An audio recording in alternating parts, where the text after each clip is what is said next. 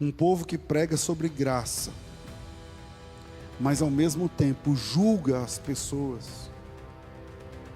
Julga as pessoas e coloca sobre elas um peso que a Bíblia não aprova. Esse povo é uma desgraça, entende? Um povo que prega sobre o amor, mas quando uma pessoa precisa ser amada, ela é tratada não com amor, mas esse povo oferece as costas. Esse povo não é o povo de Deus. Esse povo não é o de Deus. Um povo que prega sobre perdão, mas que não oferece perdão àquele que lhe tem ofendido, esse povo é um povo desgraçado. Amém. Abra sua Bíblia no Evangelho conforme escreveu Lucas capítulo 19. Lucas capítulo 19. E vamos ao texto bíblico. Lucas 19, verso 1. Entrando em Jericó, atravessava Jesus a cidade, e eis que um homem chamado Zaqueu, maioral dos publicanos e rico, procurava ver quem era Jesus, mas não podia por causa da multidão, por ser ele de pequena estatura. Então, correndo adiante, subiu a um sicômoro, a fim de vê-lo, porque por ali havia de passar. Quando Jesus chegou àquele lugar, olhando para cima, disse-lhe Zaqueu: desce depressa, pois me convém ficar hoje em tua casa. Ele desceu a toda pressa e o recebeu com alegria. Todos os que viram isto murmuravam, dizendo que ele se hospedara com um homem pecador. Entre mentes, Zaqueu se levantou e disse ao Senhor: Senhor, resolvo dar aos pobres metade dos meus bens. E se em alguma coisa tenho defraudado alguém, o restituo 4 vezes mais. Então Jesus lhe disse: hoje houve salvação nessa casa, pois que também este é filho de Abraão, porque o Filho do Homem veio buscar e salvar o perdido. Amém. O ministério de Jesus é muito interessante, porque o ministério de Jesus começa quando ele tem 30 anos de idade e participa do batismo de João. E na sequência do batismo de João, João é preso e Jesus começa a pregar. E ele começa a pregar a mesma mensagem de João, e a mensagem é a seguinte: arrependei-vos e convertei-vos, porque é chegado o reino de Deus. Eu não vou entrar no pormenor dessa história da chegada do reino, para explicar aquele texto que eu já expliquei para vocês algumas vezes, de Daniel capítulo 2, a visão que Daniel teve da estátua e da pedra, e a pedra é o reino de Deus naquele texto. Mas seja como for, a pregação de Jesus e a pregação do reino de Deus. E essa pregação revolucionou a história, porque as pessoas que vieram depois de Jesus, pregando essa mesma mensagem, veja, nós estamos a milhares de quilômetros do epicentro do Evangelho, que o epicentro do Evangelho é lá em Jerusalém, em Israel, no Oriente Médio. E nós estamos a milhares e milhares de quilômetros, sei lá, 10 milhares de quilômetros de distância, mais do que isso. Obrigado, meu irmão. E essa mensagem chega aqui, inclusive com os descobridores. Essa pregação revolucionou a história, porque as pessoas que vieram depois de Jesus pregando essa mensagem, eram pessoas que não pregavam apenas com a boca sobre a redenção, mas pregavam com atitudes redentoras. 2000 anos entre o fato, da pregação do Evangelho, e nós, é quase 2000 anos, Depois de 2000 anos, existem milhões de instituições que se apresentam com a incumbência de continuar o legado de Jesus. E a nossa instituição é uma só a mais. A gente é só mais uma igreja. E 2000 anos de distância, 2000 anos de diferença, eu não lembro qual era a matéria da geometria que a gente aprende, que eu estava na época no colégio, que a professora, uma professora muito boa de geometria, que ela dizia assim, olha, uma diferença de 1 grau de uma linha para outra, as duas parecem retas, as duas parecem estar no mesmo sentido, mas uma diferença de 1 grau aqui não faz muita diferença. Mas lá na frente, quanto mais distante é o caminho, mais longe vai estar essa reta da outra, que chega uma hora que um não consegue mais ver o outro.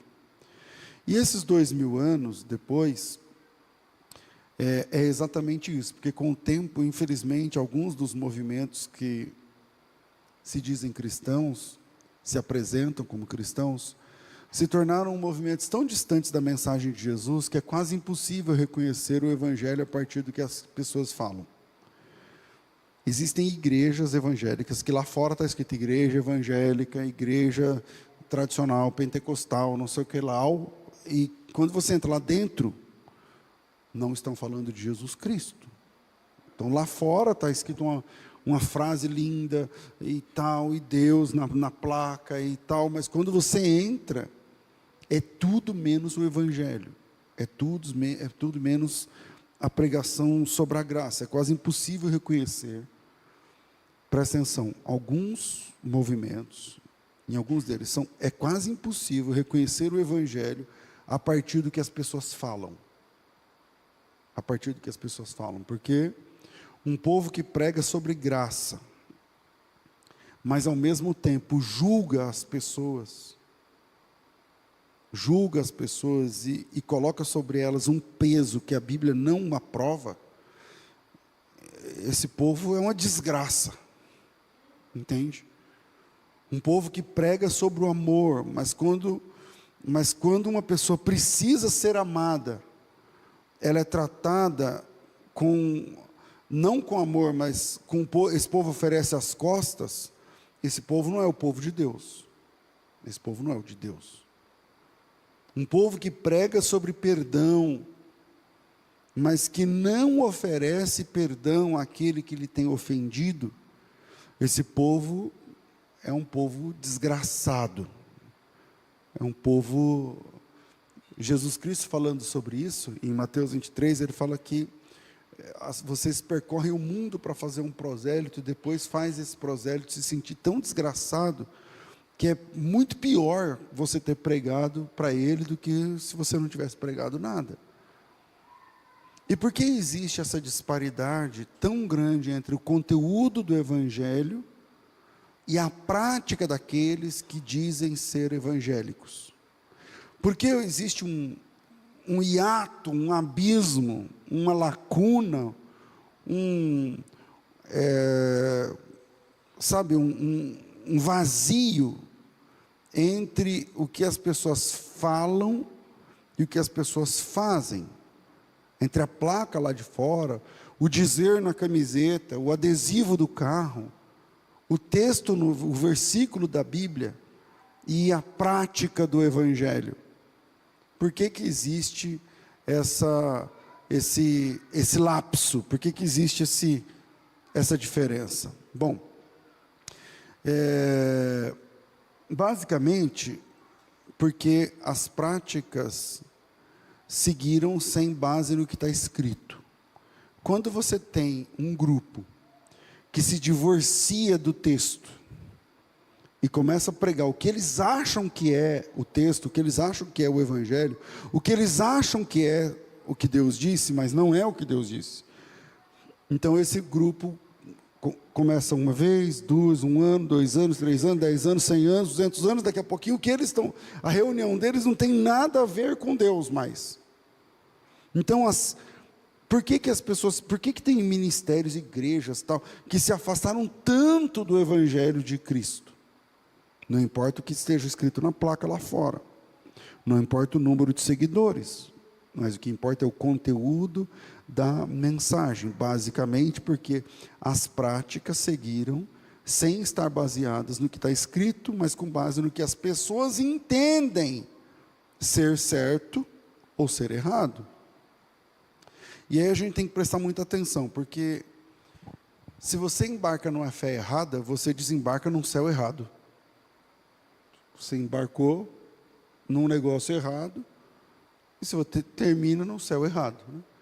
Você prega um Jesus errado, você termina num céu errado. Chega lá e fala, ué, isso aqui não está batendo. Isso aqui não está batendo. E aí o Satanás falou, mas o que você pregou a vida inteira não estava batendo mesmo? Então é aqui, bem-vindo, era aqui que termina. O seu negócio termina aqui. Seu esquema, o ponto final é esse aqui, pode soltar. É aqui mesmo. Então, nós estamos diante de um texto onde Jesus Cristo afirma com todas as letras, hoje entrou salvação nessa casa. E aí, a nossa tarefa é, primeiro, essa informação é importante ou não? É uma informação importante, porque Jesus Cristo, que é Deus, Ele está dizendo que naquele momento e naquele endereço, entrou salvação. Então, agora ficou mais fácil. Então, a gente vai agora ler o texto com calma, em busca de pistas sobre como é que salvação entra na casa da gente. Porque se a gente fazia isso com sinceridade, honestidade, integridade, dignidade, respeito, é possível você sair daqui hoje triste demais, porque você pode sair daqui dizendo, então a salvação não entrou na minha casa. Ou é possível que você saia daqui dando glória a Deus, dizendo, a salvação entrou na minha casa. E quais são as pistas? Então, você não gostaria de saber o que é preciso acontecer para que Jesus diga que entrou salvação na sua casa?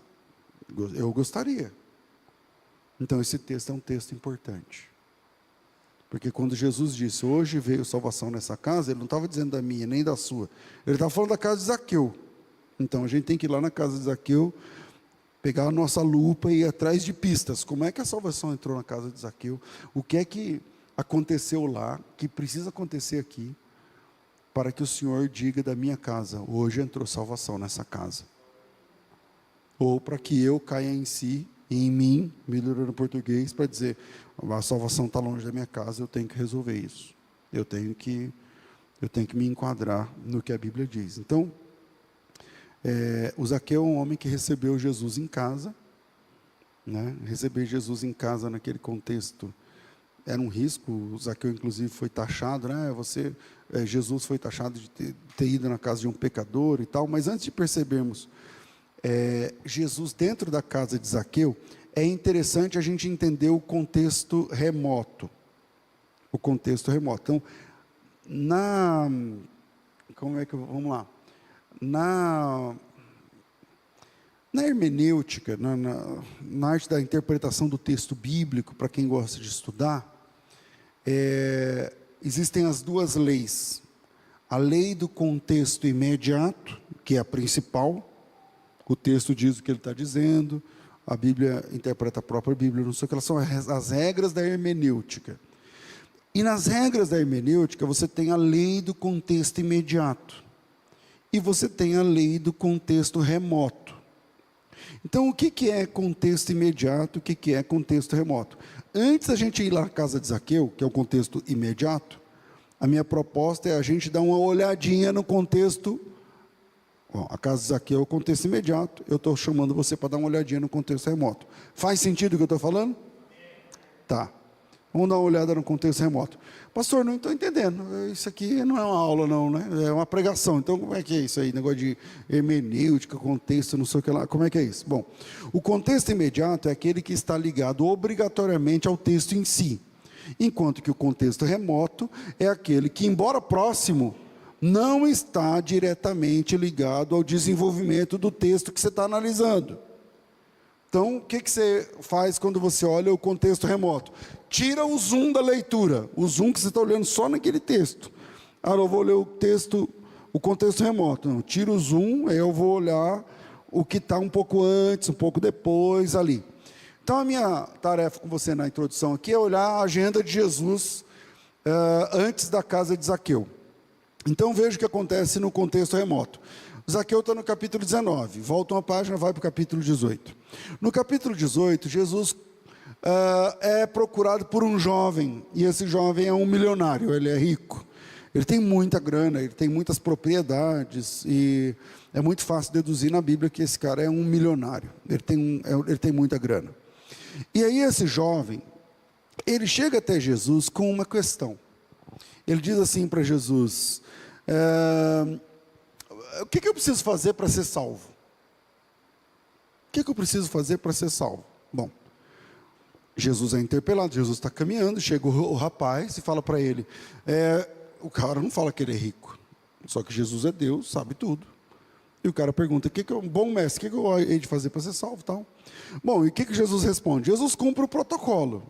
Jesus cita o protocolo. Qual é o protocolo? Cumpra os mandamentos e você é salvo, bicho. Siga os mandamentos. Conhece os mandamentos? Eu conheço. Jesus cita uns 2 ou 3 mandamentos, ele falou, conheço. Ele falou, então faça isso e viverás, você vai ser salvo. E o jovem, ele diz assim, então, eu já faço tudo isso. E aí Jesus diz para ele, então se você quer ser perfeito, eu não sei se ele fala isso no texto de Lucas ou de Mateus, mas em um deles ele fala, se você quer ser perfeito, então é o seguinte. E na sequência Jesus aplica uma prova prática no cara. Fala, você já segue tudo isso? Deus é o seu Senhor mesmo? É meu Senhor mesmo. Então vamos à parte prática. Ele falou, qual é a parte prática? A parte prática, como que funciona? E Jesus disse para o cara o seguinte, cara, vende tudo que você tem e não dê para mim o dinheiro. Dê para os pobres. Você mesmo faz essa gestão. Vende tudo que você tem, distribui o seu dinheiro para os pobres. Quando você fizer isso, você vai ser um pobre também. Porque se você vender tudo que você tem, você entregar tudo para os pobres, você passa a não ter nada. E quem não tem nada é pobre. Então, quando você ficar pobre, então você vem e me segue. E aí a Bíblia diz que o homem se entristeceu. Não sei se você está lendo isso no texto que eu indiquei no 18. O homem se entristeceu, e a Bíblia diz que ele se entristeceu. Vamos lá, o jovem não passa na prova, porque a Bíblia diz que ele tinha muitas riquezas.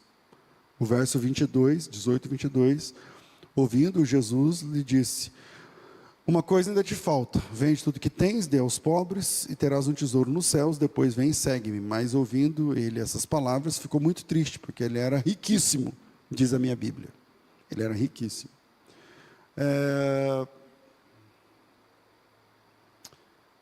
Eu não sei quem aqui, ouvindo esse sermão, já teve uma vida melhor financeiramente do que está tendo agora. Ou quem está ouvindo esse sermão está vivendo hoje a melhor fase financeiramente da sua vida. Seja como for, lendo esse texto, parece que quanto mais a gente tem, mais difícil se torna compartilhar. Mais difícil se torna compartilhar. Parece que quanto mais a gente conquista, mais difícil se torna abrir mão. Parece que quanto mais a gente abraça, mais difícil se torna entregar.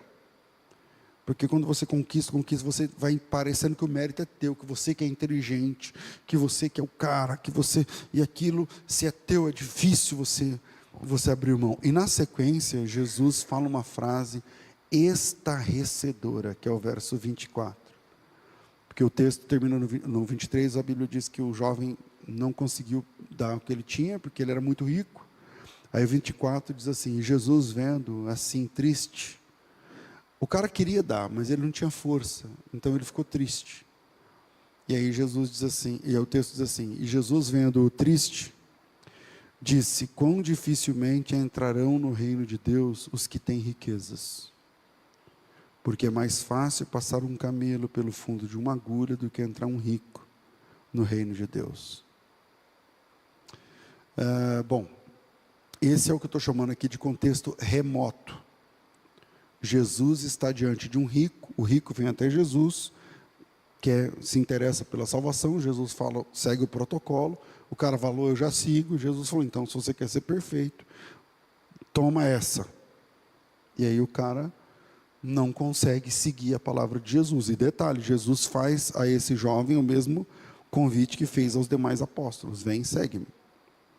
Bom, esse é o que eu estou chamando de contexto remoto. Voltemos a Zaqueu. Por que eu estou falando do contexto remoto e a importância dele? Porque Jesus sai da experiência do jovem rico, que é o capítulo 18, e na sequência ele fala que ele vai ser preso, e na sequência ele segue para Jerusalém. Antes de chegar em Jerusalém, ele passa em Jericó. Quando ele entra em Jericó, antes de chegar na porta, né, chegando em Jericó, ele cura um mendigo, que é o Bartimeu.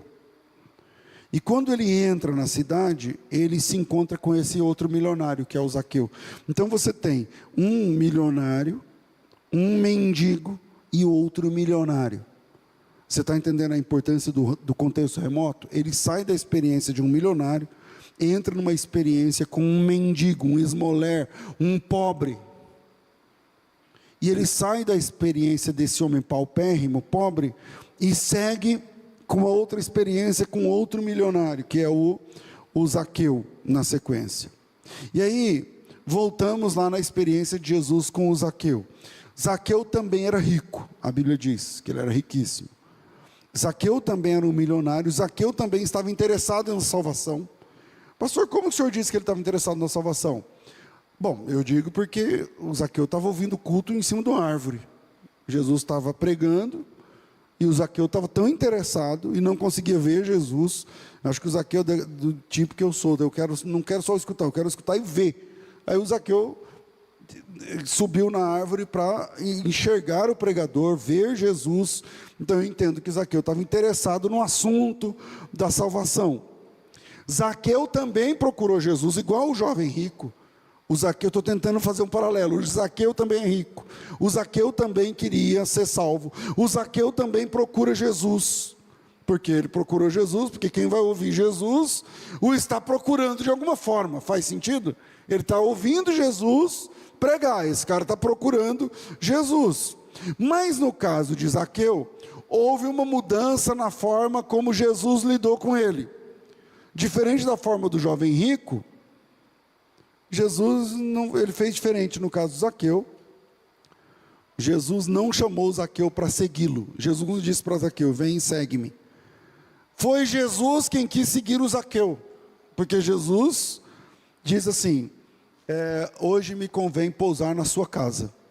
Onde é a sua casa? Então vai que eu vou junto com você. Hoje eu vou com você na sua casa. Então foi Jesus quem seguiu Zaqueu até entrar na casa de Zaqueu e passar com ele aquela noite. Percebe essa mudança? Então, para o primeiro jovem rico, Jesus chama o cara para segui-lo. Tem o Bartimeu no meio, e aí vem o Zaqueu, e Jesus fala para o Zaqueu: onde que é a sua casa, vai que eu vou junto. Então é Jesus que vai junto com Zaqueu. Há uma mudança, você percebe aí uma alteração? Jesus não convidou Zaqueu para ir com ele, Jesus se convidou, se autoconvidou para ir até a casa de Zaqueu.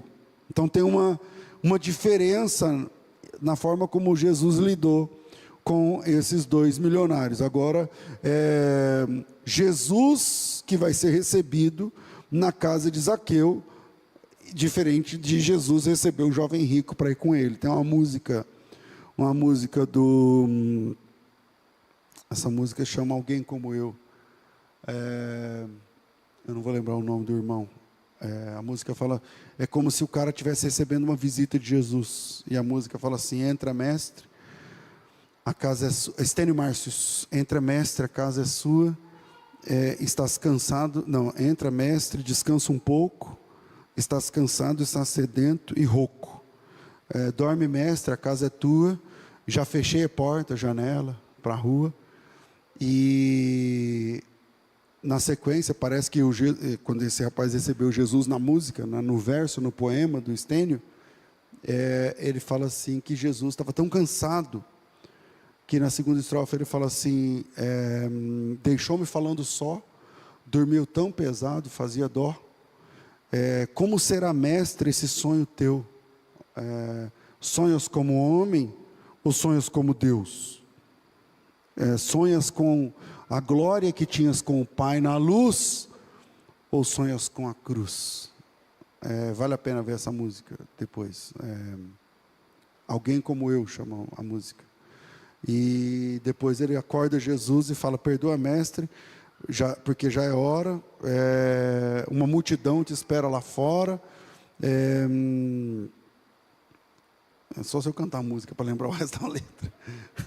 Perdoa, mestre, pois já é hora, uma multidão te espera lá fora, estás decidido, não te detenho, vais curando até chegar ao lenho. E por último,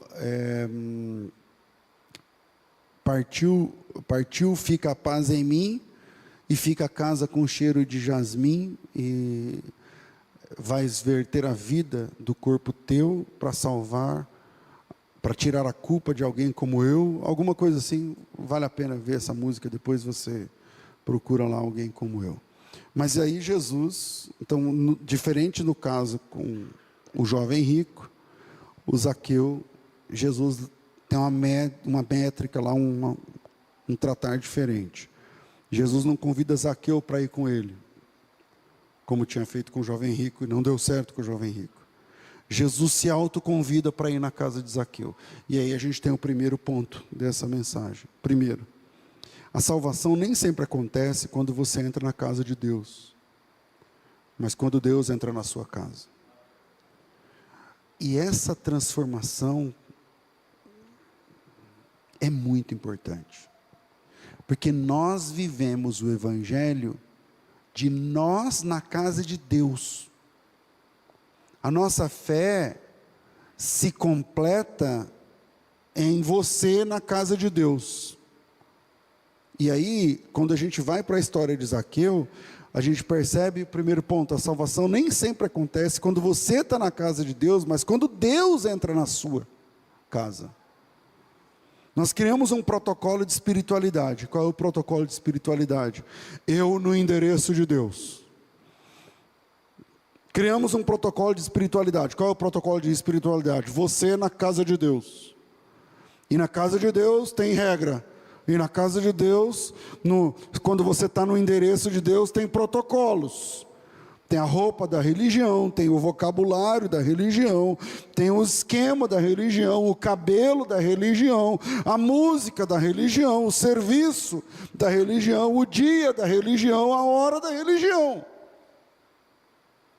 E quando termina o serviço, quando toca o sino, quando o pastor diz o último amém, quando a porta se fecha, então você sai do ambiente de Deus e segue para o teu ambiente.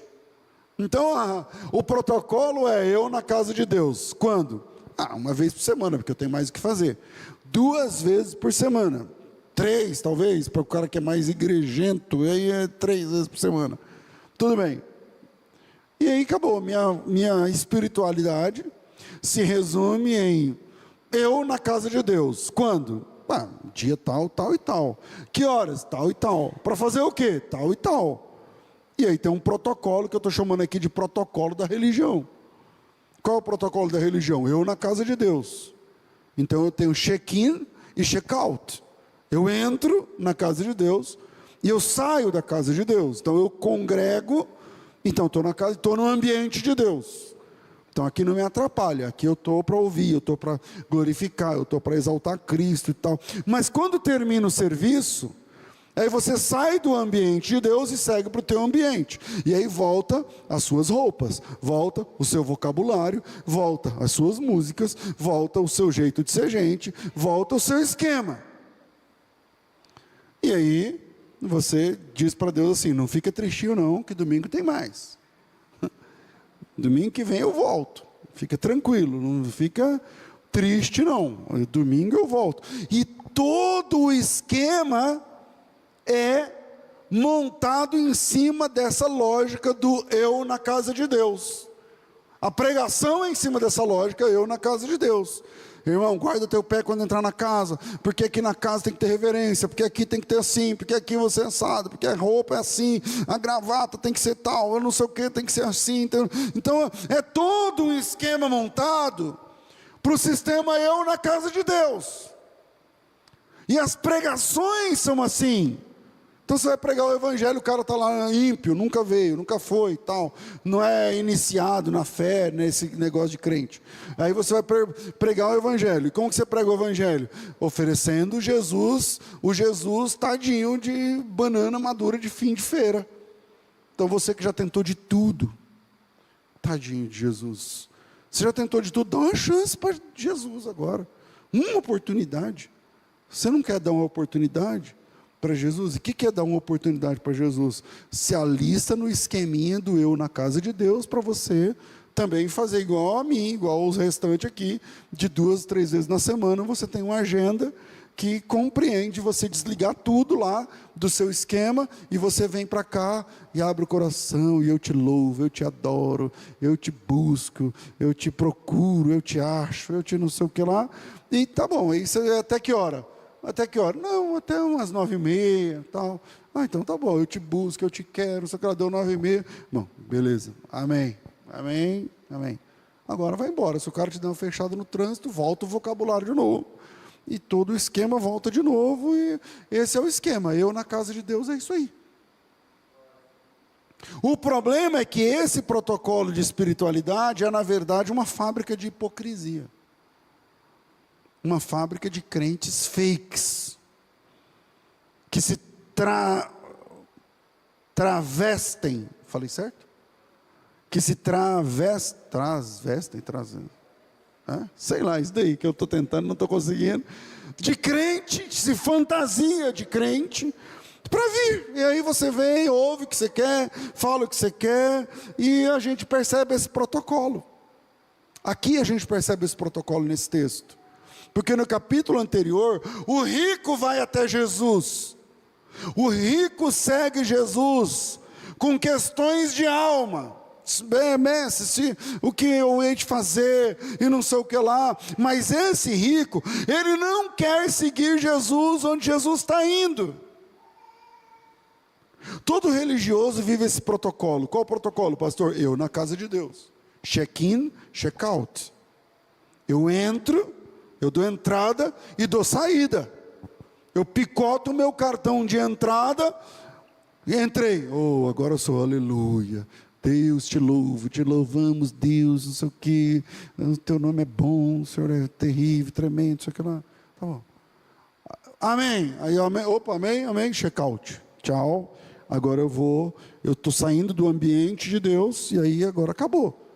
E tem gente que não espera nem sair, já briga no estacionamento mesmo, porque, eu estou no estacionamento, o ambiente mesmo é lá dentro no culto, né? Aqui fora já é outro esquema. Então, aqui eu já virei a chave, já é a bandeira, outra bandeira, já é outro esquema. A questão toda é que esse tipo de experiência só serve para fabricar hipócritas. E essa é a mudança que nós vemos do jovem rico para o Zaqueu. Jesus inverte a questão. No capítulo 19, quando ele está diante de Zaqueu, no verso 5, Zaqueu está de longe ouvindo Jesus. Até então o Zaqueu está na mesma lógica do jovem rico. Eu no ambiente de Deus. Eu buscando o ambiente de Deus. Eu indo até Jesus, perguntando o que eu faço para ter a vida eterna. Os protocolos são os mesmos, você percebe? O jovem rico vai até Jesus, o Zaqueu fica em cima da árvore ouvindo Jesus, mesmo protocolo. E aí Jesus fala assim, não, esse não está dando certo, eu vou entrar aqui, virar a chave disso aqui. E aí entra o verso 5, do capítulo 19, quando Jesus chegou àquele lugar, olhando para cima, ele viu o Zaqueu e disse, Zaqueu, desça depressa, porque hoje eu preciso ficar na sua casa. Em outras palavras, tecla SAP. Zaqueu, eu sei que o seu esquema é igual ao do rapaz que me procurou há pouco tempo, mas eu tenho uma coisa, eu quero agir diferente agora. Como o senhor quer agir? É porque você sempre no meu espaço, vocês sempre fazem um check-in para me ouvir e check-out para ir embora. E quando eu quero que vocês me sigam, vocês não seguem. Então nós vamos mudar o protocolo. E como vai ser o protocolo? O protocolo não vai ser mais você no meu espaço. Agora eu que quero entrar no seu espaço. Agora eu no seu, acho que vai resolver. Então, Zaqueu, quando terminar o culto aqui, eu estou pregando, você está aqui ouvindo, bem-vindo. Beleza. Mas quando terminar o culto aqui, eu quero ir embora para a sua casa junto com você. Eu vou junto com você para a sua casa, e eu vou dormir na sua casa, e eu vou passar a noite na sua casa. Hoje me convém pousar na tua casa. Então a lógica de Jesus, para que haja salvação numa casa, é simples. A lógica é a seguinte: não é a quantidade de vezes que você frequenta a minha casa, não é a quantidade de vezes que você frequenta o meu ambiente, mas é como eu sou tratado no seu ambiente que importa. É como eu sou respeitado e tratado na sua casa que importa. Não é você na minha que importa, é eu na sua que importa. Então a questão não é sobre os protocolos que você segue no meu ambiente, mas é como você se comporta no teu quando eu estou lá. E qual a diferença que a minha presença faz no seu ambiente? Porque o cara vem para o ambiente de Deus aqui, que bênção, aleluia, glória, louvado seja o nome, não sei o que lá, beleza, mas e no teu ambiente, como é que funciona? Segundo, a salvação entra na casa de quem transita do crer para o viver. Quem transita do crer para o viver. Ok, Jesus resolveu ir até a mansão de Zaqueu, a casa luxuosa de Zaqueu. Então Jesus na casa de Zaqueu. Protocolo diferente. Não é Zaqueu na casa de Jesus. Não é Zaqueu no ambiente de Deus. É Deus no ambiente de Zaqueu. Ok. Isso já implica em salvação, pastor? Não. A julgar pelo texto lá de Zaqueu, não. Mas é o começo. Por que não implica em salvação? Porque para implicar em salvação, precisa haver o trânsito. O trânsito entre o acreditar, crer e o fazer, o viver, a atitude, a matéria do negócio. Entende?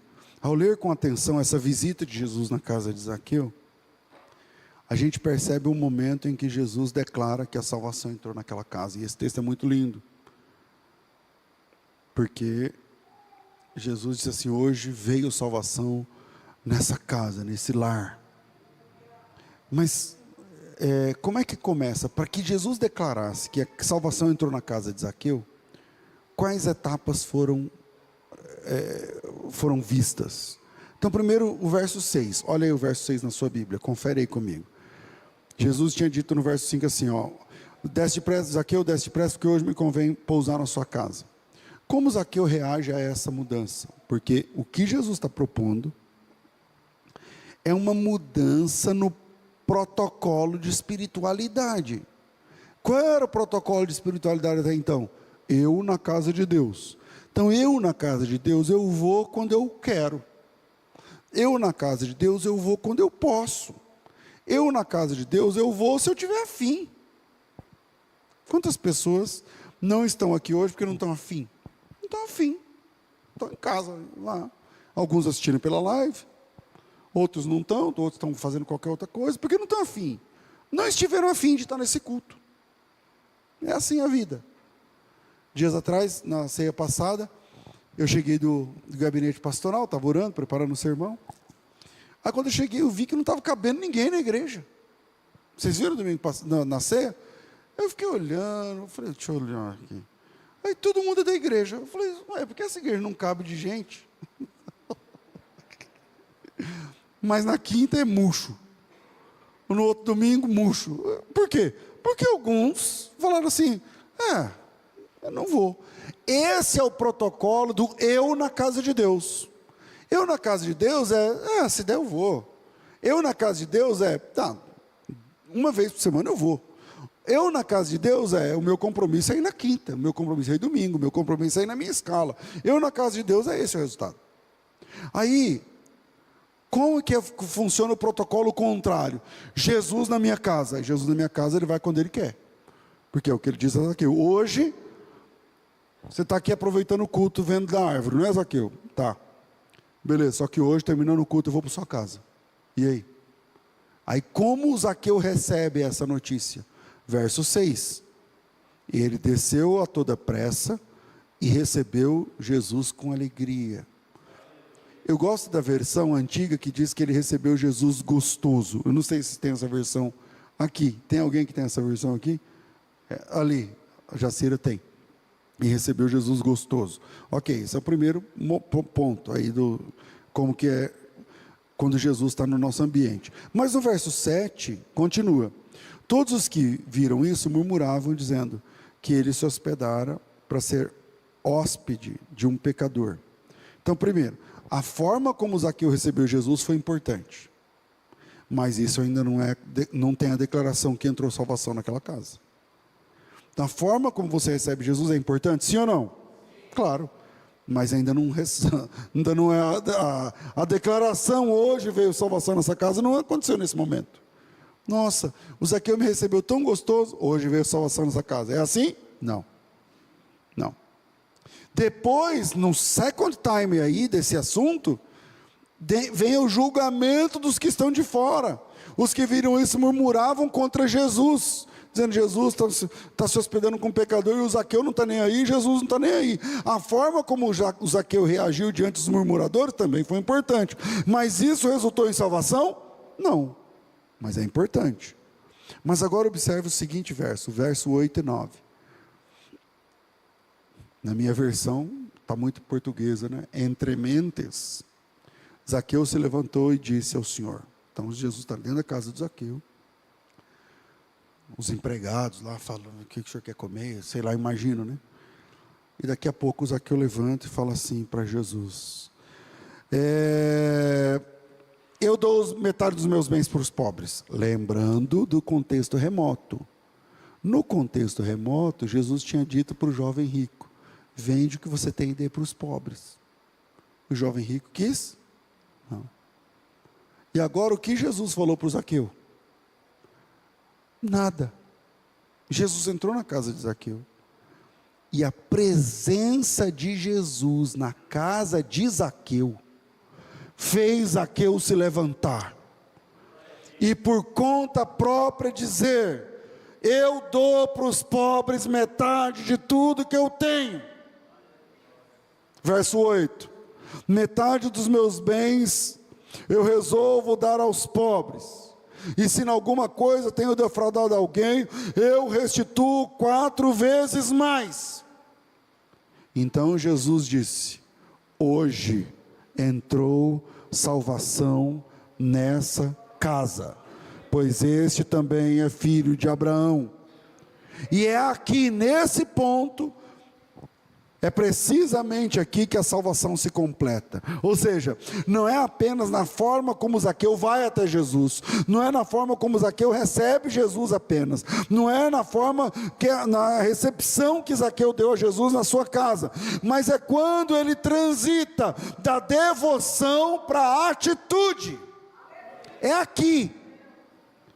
Quando Zaqueu fala assim, tá, eu não tenho mais essa fortuna.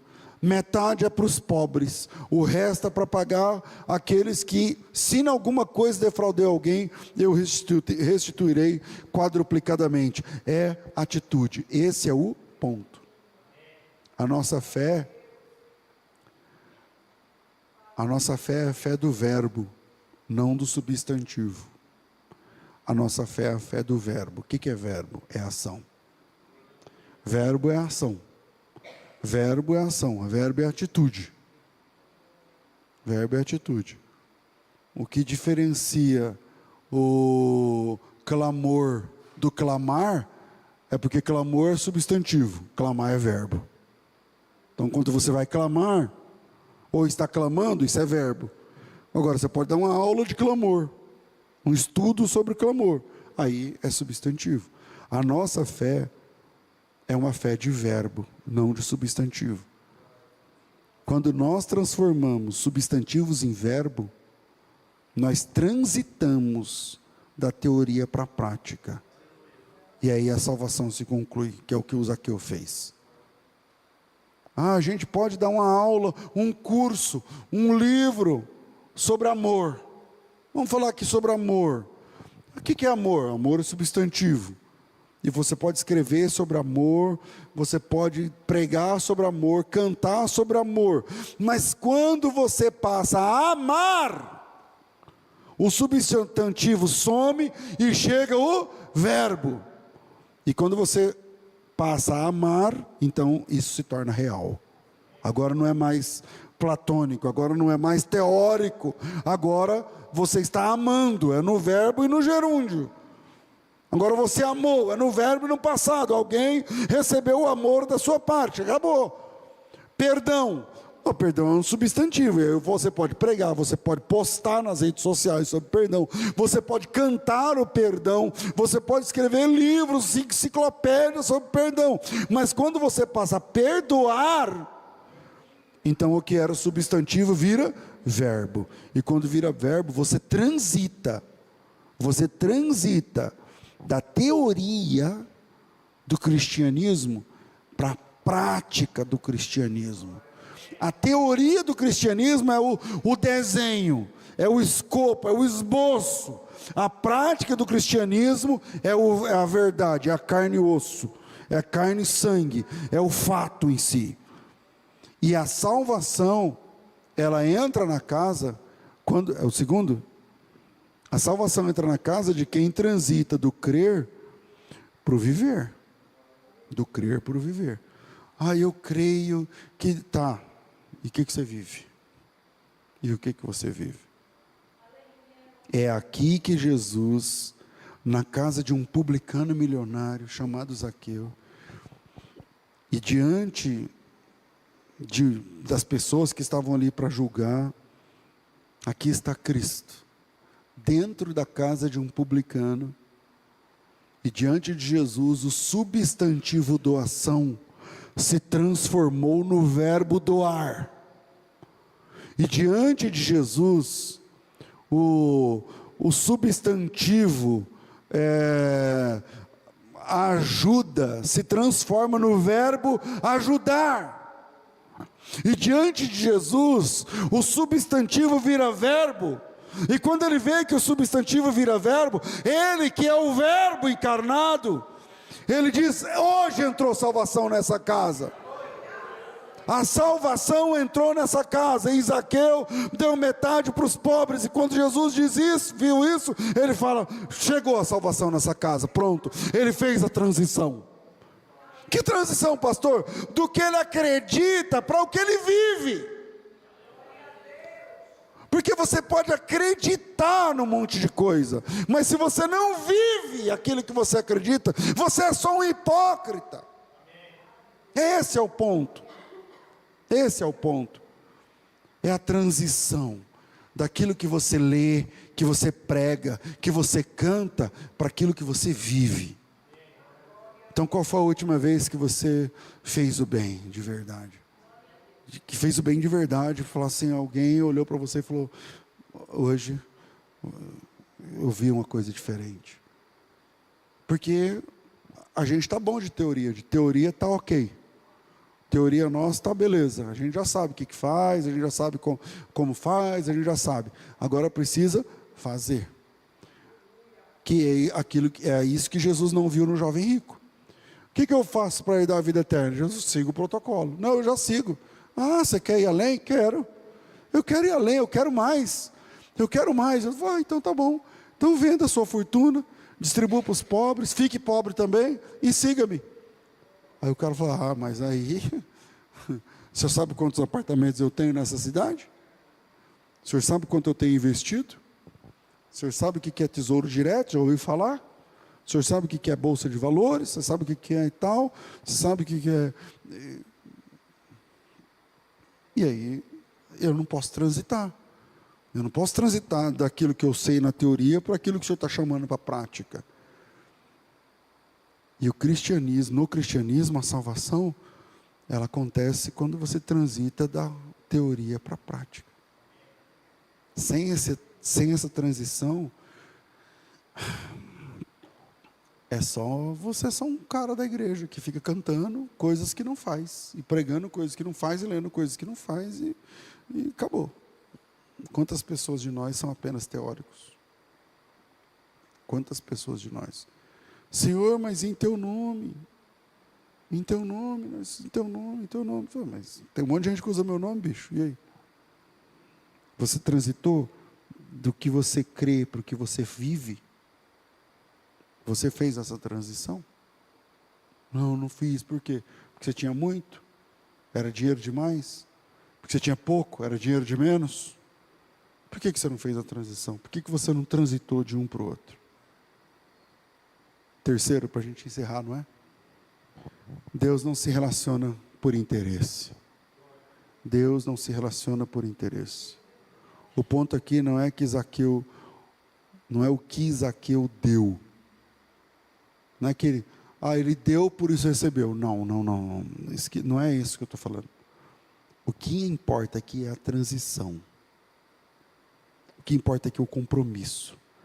Deus viu que, diferente do jovem rico, do capítulo anterior, Zaqueu estava mais preocupado em agradar a Deus do que preocupado com o que ele tinha, diferente do jovem rico.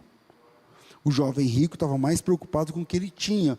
Como que eu sei disso? Eu sei disso porque o texto lá do jovem rico termina dizendo assim, e ele se entristeceu porque ele tinha muitos bens. É por isso que ele se entristeceu. Então, meus irmãos, minhas irmãs, hoje, infelizmente, as pessoas pregam um Deus que não é o da Bíblia, é interesseiro. Deus interesseiro, olho gordo. Esse não é o Deus da Bíblia. Esse não é o Deus da Bíblia. Estão pregando um Deus que está de olho no que você tem. Vamos ver, quem vai dar? Quem dá mais? Quem dá mais? Quem dá 1000 vem aqui. Quem dá 500 fica aí embaixo. Quem dá não sei o quê. Vocês não acreditam que isso acontece, né? Mas acontece. Mas acontece. E esse Deus não é o Deus das Escrituras. O Deus que estão pregando é um Deus feito à imagem e semelhança das pessoas. E esse Deus, um Deus desse, eu não sei como as pessoas vão explicar isso na eternidade. Eu não sei como as pessoas vão explicar isso na eternidade. O que as pessoas estão fazendo em nome de Deus. Pensa como Urias. Sabe o Urias da Bíblia? O marido de quem? Como ele vai estar diante de Deus? Já parou para pensar? Eu não sei se você sabe, mas Urias é um heteu. Urias é heteu. Ele não é judeu. Ele não é da tribo de nenhuma tribo. Imagina Urias diante de Deus dizendo assim, Senhor, é o seguinte, eu quero conversar.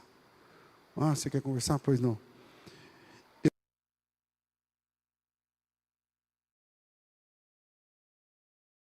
Não nada disso.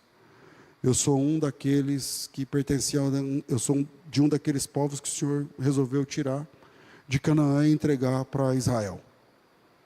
Mas eu acreditei no Deus deles. E me circuncidei. E me entreguei. E eu lutei por Davi. E eu segurei na espada por Davi até minha mão ficar grudada nela.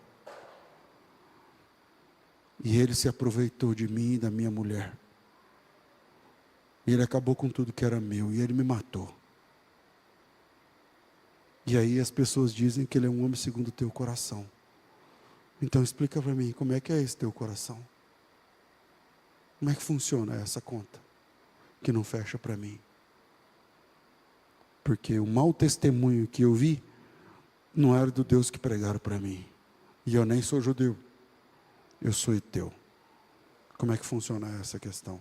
Como é que essa conta fecha? Como é que um homem que é segundo o teu coração acaba com a minha família? Como é que um homem que é segundo o teu coração acaba com a minha casa? Como é que um homem que segundo o teu coração faz uma balbúrdia em cima de mim e eu termino morto? E agora, como é que faz? Fecha essa conta para mim. A mesma coisa está acontecendo com aqueles que usam o nome de Deus em vão na situação que nós vivemos agora. Não, porque Deus não age, Ele reage. Você tem que, aqui a terra é fértil, vem, Deus provoca o seu milagre, você tem que, e tal. Eu não sei como esse povo vai estar diante de Deus. Eu não sei como vai ser lá em cima, ou lá embaixo. Mas esse povo não está falando de Deus. Essas pessoas não estão falando de Deus. O Deus deles não é o Deus das Escrituras. Você está entendendo? Por quê? Porque o Deus das Escrituras não é um Deus interesseiro, que está de olho grande, que se você vai dar 100 reais, ou 1.000, ou 1 milhão. Não. O Deus das Escrituras não é esse Deus que as pessoas estão pregando. Eu comecei esse sermão dizendo o seguinte: cuidado, porque se você embarca numa fé errada, você desembarca onde? Num céu errado. Que Deus tenha misericórdia de nós, em nome do Senhor Jesus. Amém.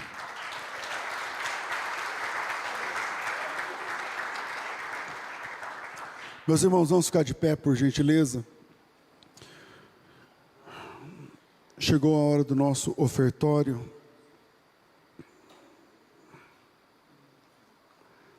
Curva sua cabeça e se aconselhe com Deus a respeito. Pai, nós te louvamos em nome do Filho Jesus.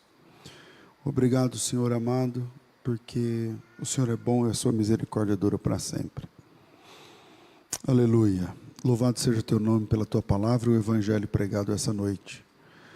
Agora, Senhor, abre o nosso coração, nossa mente, direcione meu irmão e minha irmã, cada um de nós, a começar de mim, sobre como devemos nos comportar agora no momento do ofertório.